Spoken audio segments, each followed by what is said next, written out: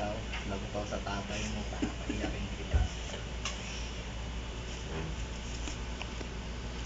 Ano ba yun, Dok? May ebidensya kang tinutusok mo.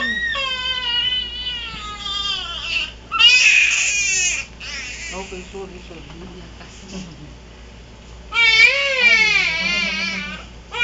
Ito dati yung ano ha. Yan. Yan, after mga 2 weeks to 4 weeks, magbubukol siya.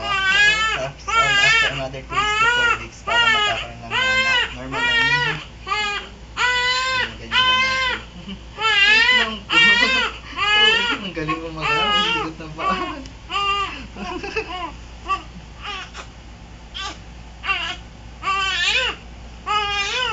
Hindi, inaway ikaw. Bad no. Yan na lang dito. Sa gilid lang. May ebidensya kang tinusok ka. Gago, tawa sa tatay mo.